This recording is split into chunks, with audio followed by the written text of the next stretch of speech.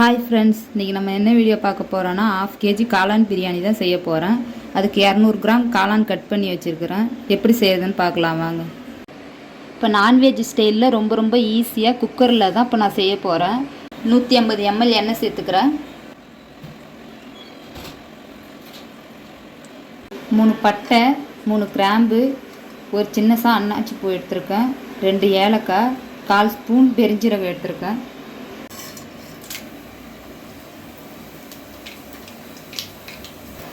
இப்போ 200 கிராம் வெங்காயம் கட் பண்ணி வச்சுருக்கிறேன். இது கூடவே சேர்த்துக்கிறேன்.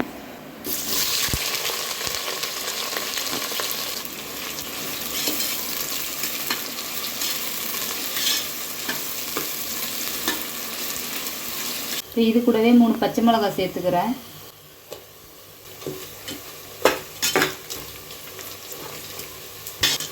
வெங்காயம் நல்லா கோல்டன் ப்ரௌன் ஆகிற வரைக்கும் வதக்கிக்கிட்டே இருங்க எண்ணெயிலேயே. இப்போ வெங்காயம் இந்த அளவுக்கு கோல்டன் ப்ரௌன் கலராக ஆயிடுச்சு. இப்போ 1/2 ஸ்பூன் வெறுமிளகாத்தூள் சேர்த்துக்கிறேன்.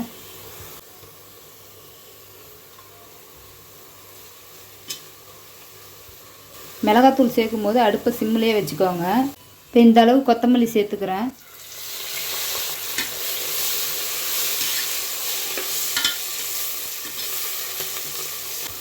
இந்த அளவு புதினா சேர்த்துக்கிறேன்.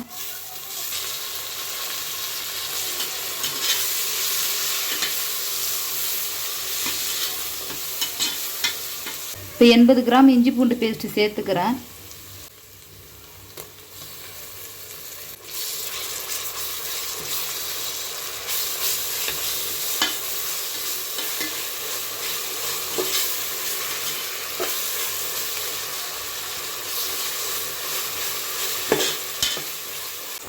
தக்காளி 200 கிராம் சேர்த்துக்கிறேன்.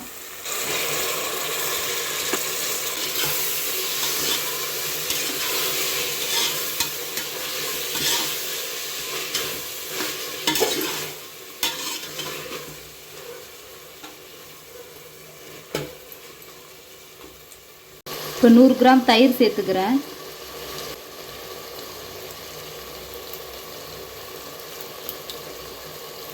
இப்போ கொஞ்சமாக உப்பு சேர்த்துக்கிறேன்.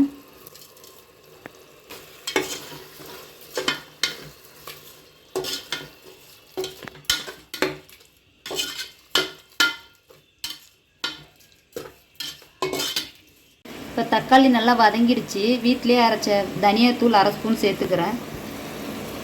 இப்போ மஞ்சள்தூள் சேர்த்துக்கிறேன். 1/4 ஸ்பூனோட கொஞ்சம் அதிகமாக சேர்த்துக்கிறேன்.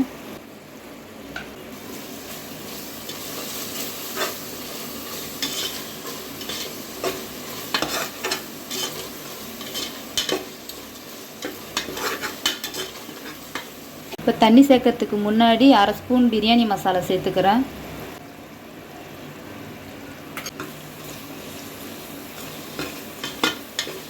இதெல்லாம் 1 கப்பு அரிசி வச்சேன், 1/2 கிலோ வரும். இப்போ 2 கப்பு தண்ணி ஊற்றுறேன்.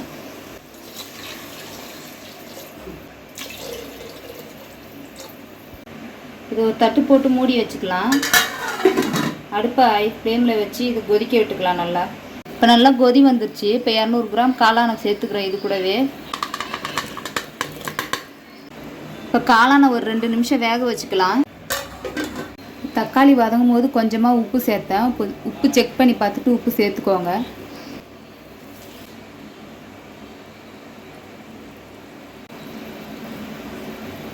இந்த மாதிரி எடுத்து உப்பு புளிப்பு காரம்லாம் லைட்டாக தூக்கலாக இருக்கான்னு செக் பண்ணி பார்த்துக்கோங்க.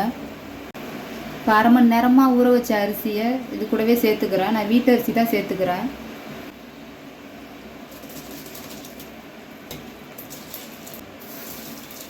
நல்லா கொதி வந்துருச்சு. இதை நல்லா கலக்கி விட்டுக்கோங்க.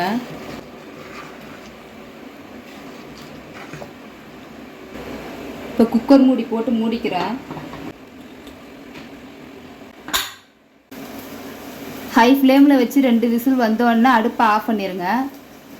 10 நிமிஷம் கழித்து ஓப்பன் பண்ணுங்கள்.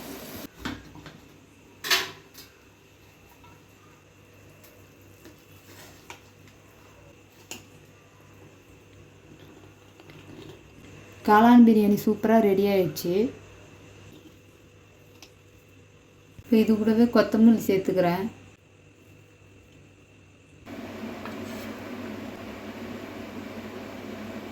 ரொம்ப ரொம்ப சூப்பராக நான்வெஜ் ஸ்டைலில் காளான் பிரியாணி ரெடி ஆயிடுச்சு. கண்டிப்பாக வீட்டில் ட்ரை பண்ணி பாருங்கள் நீங்களும். இந்த வீடியோ பிடிச்சிருந்தா லைக் பண்ணுங்கள், ஷேர் பண்ணுங்கள், சப்ஸ்கிரைப் பண்ணிடுங்க. நெக்ஸ்ட் வீடியோவில் பார்க்கலாம்.